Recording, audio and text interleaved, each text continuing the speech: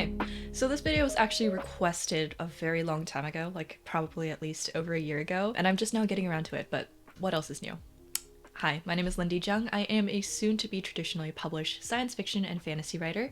My debut novel, MOTHSBLOOD, an adult dark academia fantasy, is coming out in fall 2026 with Bloomsbury. And yeah, I'm gonna keep saying it still feels weird to say. I talk about writing and books and mostly writing here on this channel, and today I wanted to talk about being a young writer. I don't think I really qualify as a young writer anymore. I am 27 years old at the time of filming this, but from a very early age, I had dreams of writing and publishing specifically. My dreams somehow persisted into middle school and high school and beyond. I was very, very into writing. It was my main thing. It still is kind of my main thing. I found a little more balance in my life over the past couple years, but my middle school and high school years were consumed by, in particular, this one book that I'd started writing in elementary school that was about like teenagers with elemental magic. That book I rewrote probably 7-8 times over the course of my adolescence. In the years between high school and college, I got it. I figured out how to write it in a way that somehow landed me an agent my first year of university. So that happened. Obviously it was still not very good.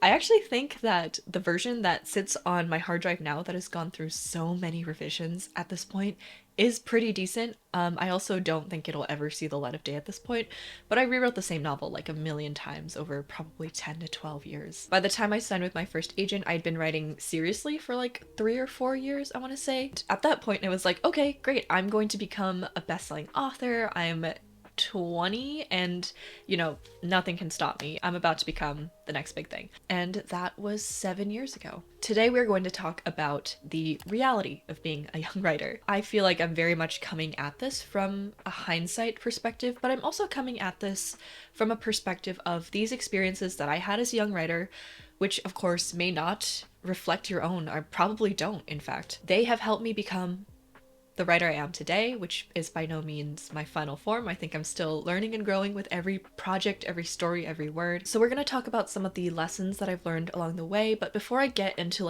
dispensing advice to all y'all, I wanted to just give my usual disclaimer with anything writing or publishing advice in general, any life advice really. Prescriptivist writing advice or advice in general is for the birds. We don't do that here. Again, my journey and my takes and the lessons that I've learned along the way are not universal. There are absolutely people who get book deals in their early 20s or even younger who break out in the biggest way imaginable when they're very young. We've seen plenty of cases of this. These lessons are based off of my experiences as someone who has loved storytelling and writing from a pretty young age, who was also definitely way too egotistical as a teenager, who wanted to publish and was ambitious and still is. Also coming from someone who has failed a lot and learned a lot and is honestly very happy with where they are right now, because I have a book that I love coming out from a publishing house that I love. And this is also my experience as someone who has a middle-class background, someone who has worked multiple jobs, has been working since they were 18, someone who has 1.5 degrees from universities that are not at all related to writing, and who has never taken a formal creative writing course in their life, and who still made it work. Let's chat. So I want to start this off with, I think it's so cool and so incredible, especially as someone who's older now and works with younger people. I get so excited when people who are young want to write, want to have this dream of seeing a book that they've written on shelves. I remember that feeling of excitement and passion. I'm constantly striving to capture even the smallest fraction of it again. And I also think it's just such a good, wonderful creative outlet. I just think it's so cool when young people or people in general have a hobby that is creative, that creates rather than just consumes. But I also recognize, because this was me in my teens and early 20s, my ambitions, my ego, I thought these things would carry me through traditional publishing. What I hadn't realized and recognized yet was that I really needed to build my skills in writing if I wanted to get anywhere, which is kind of why it took me so long to get here. So there are a plethora of resources available to level up your skills as a writer, but there's one in particular that I wanted to talk about today, and that is Yi-Yun Lee's Skillshare class, Writing Character-Driven Short Stories. If you're a longtime viewer, then you know that I absolutely fell in love with short fiction relatively recently. I've been writing a fair amount over over the past couple years. But even though I've been writing for like 18 plus years, and even though I've been taking writing seriously for about half that time, all of my skills were centered around long form writing, so novels. But the skills required for short fiction are just a little bit different. There are some different considerations. And so Yian's class was an amazing bite-sized experience that helped me kind of level up how I think about short fiction and also how to write these wonderful character-driven stories. And that isn't even the only class available for writers on Skillshare. Skillshare is the world's largest online learning platform. You can find Yian's class and Sabatire's class and so many other classes on every aspect of writing and other creative endeavors, from building your own blog and website to marketing your books to even designing graphics. And if you're interested in leveling up as a writer with Skillshare's classes today, then the first 500 people to click the link in the description box below will get 1 month of Skillshare Premium for free. Thank you so much to Skillshare for sponsoring this video. So this is going to be kind of like the ramble section, because it took me like 10-ish years of writing seriously and 7 years of actively pursuing publishing, like having an agent, going on submission, failing on submission, getting another agent, going on submission, failing on submission, taking a year break to write my book, getting another agent, going on, like that whole process was 7 years. And I feel like that was my big takeaway. Like my big takeaway from all this is that writing and publishing take time. That doesn't have anything to do with if you wrote your first book at age 50 versus you wrote your first book at age 15 or 5 or whatever. It's just, that was your first book. And it is such a learning experience. Like your first novel is not going to be the best book that you ever write unless you never write another one. But this is reality. And the problem with this reality is that it gets tangled up with kind of the myth of the author. This is very much paraphrased from Publishing Rodeo, but a lot of marketing is marketing the author, marketing that success story. So when we see, and there's always one, every generation, there's always a couple. When we see these young authors who come out the gate, age 15, like Christopher Paolini. We see these people who are lifted up as prodigies because they wrote a book at this age and got it published and it's pretty good and people like it. But the thing is, that's just marketing. That's just a myth. Christopher Paolini's first book, Aragon, was actually published by his parents' publishing company. It got picked up by like a bigger house and I think re-released. And with each story that's like that, with each narrative of the wonderkind child prodigy writer that gets pushed, there's also people who are in the opposite situation.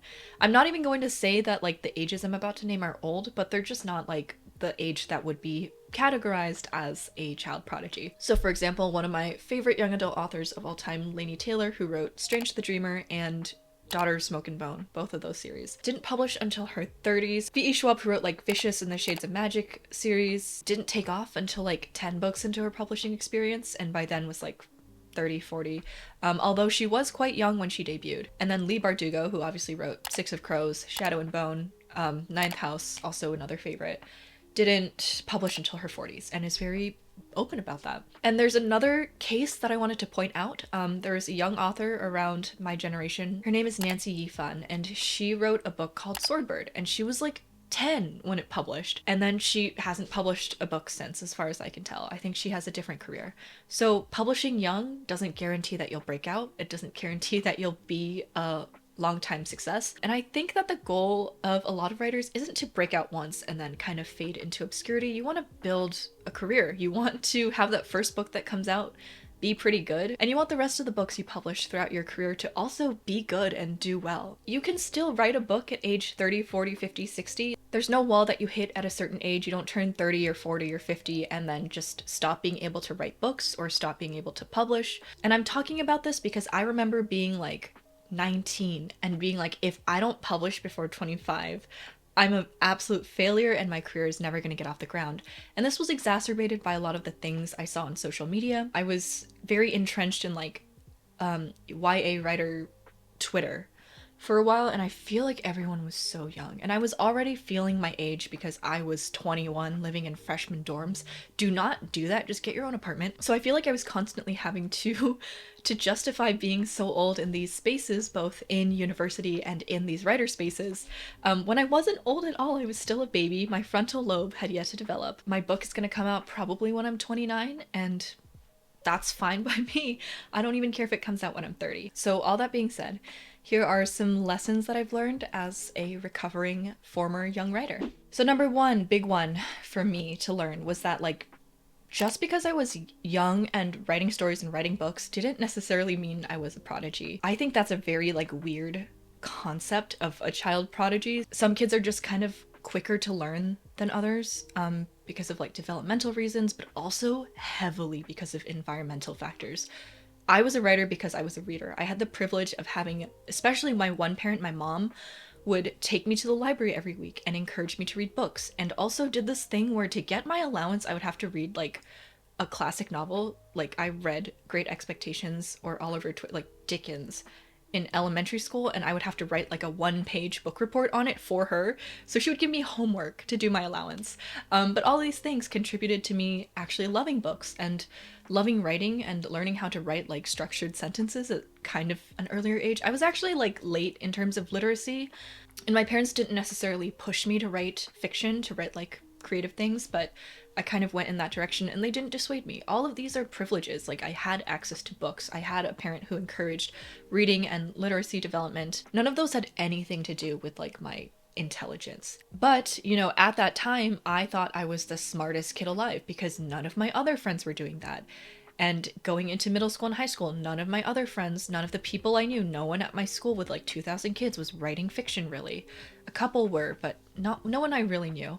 So in this very small enclosed space, which was my world as a teenager, I was the only one, and so I felt like I was the only one in the whole world. Your world feels very small as a teenager, then you go outside and it changes. In some ways, I am grateful for the internet for this, because the internet showed me that I was not the only young person who wrote books. And like, that was a good lesson for me. I needed to know that I wasn't so special and unique and a unicorn at that age, because lots of kids write, lots of teenagers write. Again, it's an amazing creative outlet. A lot of people are drawn to it. Some pick it up and don't do it again. Some go on to write amazing books, and that is a good thing. Number 2, another lesson I learned was to not compare myself to others. This comes hand in hand with me discovering the internet and internet writing communities.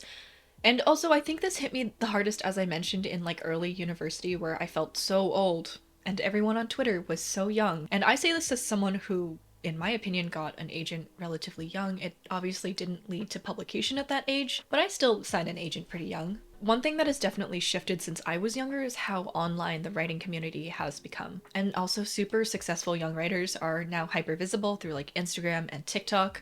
Also YouTube to an extent, but we're kind of smaller here, so not as much. These are people who have published young, and I don't mean to like diminish their accomplishments in any way, but that has nothing to do with me, if that makes sense. Like, I am happy for them, and I think a lot of the books that a lot of these people who are younger than me have put out are really wonderful. But it has nothing to do with me and my writing. It has nothing to do with you and your writing. You are allowed to disregard, focus on your own work and your own journey and your own timeline. It's so irrelevant to you as a person. Lesson number 3 is that publishing takes time, and it's okay, and writing takes time, and that's okay too. Again, there is no deadline, there is no wall. If you're just starting out as a writer and you're writing with publication in mind, know that it could take a decade, it could take longer, it could take a year.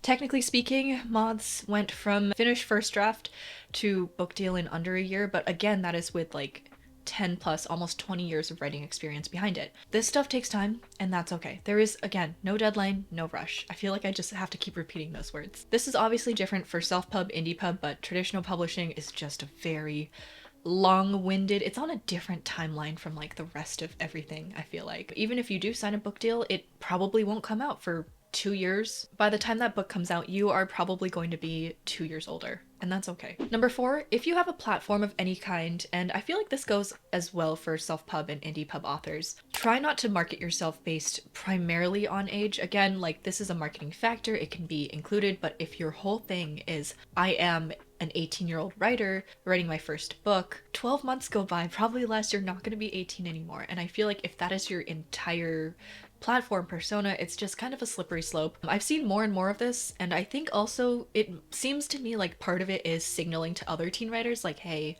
let's connect, we're gonna make a community as teen writers, and that is a good thing. Like, I encourage that. But if that's your entire platform, it just seems to me like it's not very forward thinking, and with books and writing and publishing in general, you want to be as forward thinking as possible. So rather than focusing on your age for platform, focus on platforming your ideas, your book itself or your multiple books, your interest. So like, is there something in particular that comes up in your books again and again, like a character archetype, a theme, a type of like romantic trope, your genres that you like to write, or even like, for me, I'm kind of like, yeah, I write science fiction and fantasy, but I like to explore every little subgenre. I just mentioned this because I feel like social media marketing and platforming yourself on social media early on in the stages of publishing is a relatively new thing that has come up with like TikTok and Instagram and YouTube kind of becoming more and more centralized writer community hubs. And I know some people have like thoughts on this, but I enjoy it. Obviously, I was able to benefit from it in a lot of ways, mostly by just building community. And so I don't think there's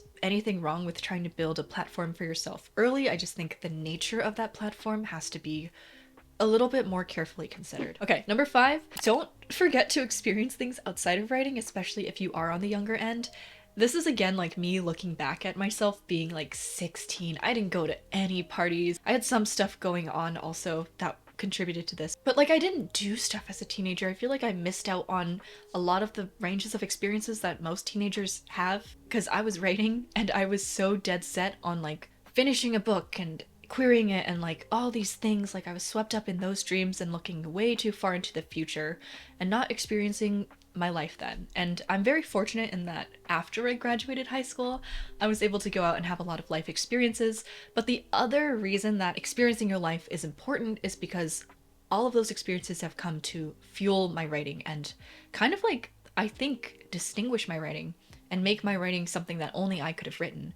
For example, I lived in France for a year after high school. Again, like not everyone can do that, but that experience has gone on to inform my debut novel, which is set in Paris. And even if I had decided to set it in Paris without living in France, it wouldn't be the same. It wouldn't be like this kind of more authentic reflection of my experiences as like a young American living in France. So yeah. Number 6 is experiment and explore. I think this is also very typical of people who are newer to writing, but you tend to emulate what you read the most. And so expanding what you read is a really helpful way to develop your own voice. So for example, I read a lot of like Percy Jackson-esque books, middle grade and kind of early young adult when I was younger. And then I expanded kind of into the more typical young adult fantasy. And so that's what I ended up writing. And then it wasn't until later when I started reading adult fantasy, but also literary fiction and horror and all these other genres, but especially litfic. Litfic is something I love. When I realized that I didn't want to write young adult fantasy, I wanted to write adult science fiction and fantasy with a literary lean to the voice and prose. So that was what I decided I wanted to write. I already kind of had a good strong basis in like genre conventions for sci-fi and fantasy, but I spent a lot of time developing that voice, that literary leaning voice, by reading a lot of litfic and also other genre books that kind of straddle that line. So it's amazing to have your favorites and your sources of inspiration, but branching out, reading poetry and short fiction online and also like various kinds of books and genres. Nonfiction's amazing. I've loved nonfiction lately because it's just so full of information and a lot of that information can be deeply inspiring. Number 8 is let other people read your work. Especially early on, I was so overprotective of my work. I think because I knew it wasn't like quite what I wanted it to be, but let other people read your work. Even if it's just your friends and family, like sharing your work is kind of the goal for a lot of writers. Right now it's like the main thing powering me is I just want to have people read my work. I want them to react to it. I want them to hopefully have a good experience with it. And also getting feedback from other people. And not all feedback is helpful, but learning how to react to feedback and learning to pick apart what is helpful and what isn't, that is a skill set for writers as well, and you do need to practice that. So even if you feel like your writing isn't at the level you want it to be, maybe someone and their critical feedback can help you get it to that level. I know this can be difficult for people, especially those who don't necessarily want to share their work with a random stranger online, which is where you find most of your beta readers and critique partners. I feel like most schools do have some sort of writing club. If not, you could start one. I would be very, very wary of like just sharing information in general with strangers on the internet, but if you can find like a couple of friends in real life who at least like to read, then you can have some solid feedback from those people just to kind of get started. And that's kind of how I started, is that I would would force my friends to read my book, and it's a miracle that most of us are still friends. Also, when you're ready, the next level of this is that there are some literary magazines that specifically want submissions from teenage writers, so you can check those out on Chill Subs or just do a Google search. Of course, you want to make sure that they aren't ones that ask you to pay them. I mean, some magazines that do this are legitimate, but I don't think that a magazine that wants work from teenage writers should solicit payment to submit. So hopefully they pay you. If not, you know, whatever. But this is, when you're ready, a good kind of market to hopefully get some feedback if they offer that, or just in general, like, kind of test the waters and get used to submission, because if you want to publish, submission is, that's all you're going to be doing. Number 8 is controversial. It's gonna be pay attention in class, especially English, but not only English. This is my teacher brain talking, but I did learn so many grammar basics and so much actually about like theme from English class. Like, I had pretty decent English teachers, and I feel like I wouldn't have that good foundation if I weren't paying attention to some degree. But also, inspiration can be found in so many other places, including your high school classes. So like, I took art classes, I took biology. Mostly my inspiration comes from my undergrad courses though. My passion for botany is very present in a lot of my books. My passion for zoology and weird little critters also very present.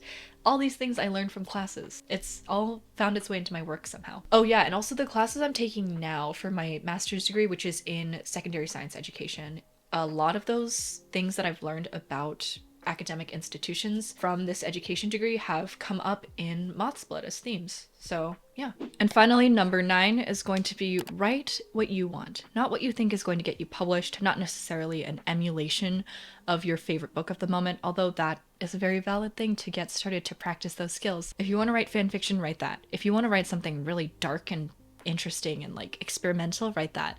If you want to write something light and fluffy, write that. If you want to write just like a ripoff of like The Hunger Games or whatever you like, write that. There are no rules, and at this age, it's really just you do whatever you want and whatever you can to inspire yourself and to keep feeling excited for that next word you put on the page, and to grow your vocabulary and to get used to sentence structure and like plot structure and character arcs. There are a billion ways to learn how to write effectively, but the best one is to write. So keep writing. Follow your whims or passions. Don't worry about the future so much, because it will be there when you're ready for it. But like, the fact of the matter is you're gonna need to write a lot to get to the point where you are ready for the next steps. That's pretty much my advice.